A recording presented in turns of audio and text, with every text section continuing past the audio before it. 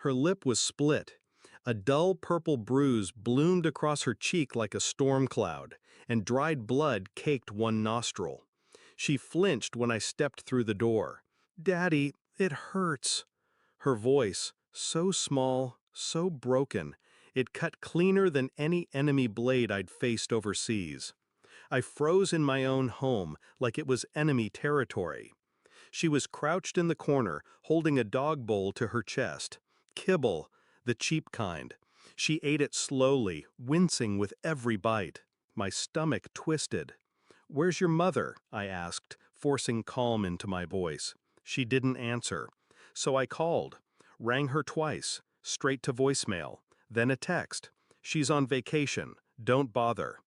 I stood in that silent house with my daughter bruised and broken, her ribs showing, her eyes hollowed out from too many nights alone.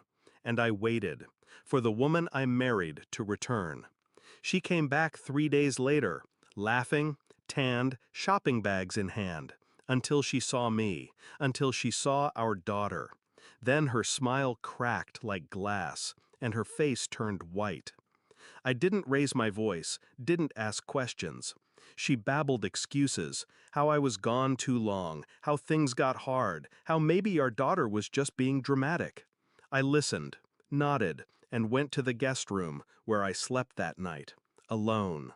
Our daughter curled beside me like a stray, too afraid to sleep in her own room. I counted every bruise, 6 on her arms, 1 on her spine, 2 around her ribs.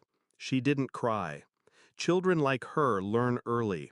Crying invites more pain. That night I stared at the ceiling, listening to the soft snore of a little girl who should have been safe. And I knew. Someone else had been living in my home while I bled for a country that no longer felt like mine. I started with the cameras. The house had been smart-wired before I deployed. She'd disabled 2, but the cloud backups? She forgot those. Weeks of footage. Strangers in my living room. A man, always the same, slipping in through the back, kissing her in the hallway, using my mug, holding my daughter's tablet like it belonged to him. And then one clip, he raised his voice. She flinched.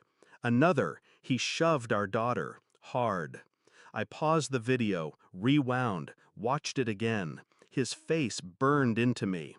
Next came the credit card statements, purchases that didn't add up, spa resorts, hotels, not in her name, in his. She'd been paying for everything, with my money, from my account. I checked my daughter's pediatric records, missed appointments, unsigned school notes, no prescriptions filled in months. She was sick, neglected, abused. And my wife? My wife had been building a life with another man inside my home, pretending to be a mother when it suited her. She didn't leave me, she replaced me. I set the table that evening, 4 chairs, roasted chicken, garlic potatoes, her favorite meal. She looked confused when I asked her to sit, even more when I said, "Invite him too." She paled. "Who?" I tilted my head. "The man who lives here when I'm gone." She didn't move, so I played the footage. The silence that followed wasn't empty. It was violence waiting to be unchained. She stammered, lied, cried, said she didn't know what got into her. I nodded, slid a thick envelope across the table. Inside, printed screenshots, bank records, timestamps, a lawyer's contact. "Custody hearings in a week," I said. "You won't win." Then I placed a single photo on the table, our daughter, eating from a dog bowl. She stopped breathing for a moment. I never said a word about the bruises. I didn't have to. 3 days later, he came to the house, the other man. I was waiting. He stepped onto the porch like he owned it, like I was the trespasser. "You can't just take her," he said, angry, entitled. "She loves us." I handed him a sealed folder. No words. Inside, restraining order, photos, testimonials, statements from neighbors who'd heard the screaming. His face twisted when he read. Then I said, flatly, "She's not yours. She never was." He tried to talk. I shut the door in his face before he could. I didn't need to hear what a coward had to say. That night I moved my daughter's bed beside mine, just until the court ruled. She slept peacefully, for the first time in months. The divorce was quiet. She didn't contest, didn't show up to court. Maybe shame kept her away, or fear.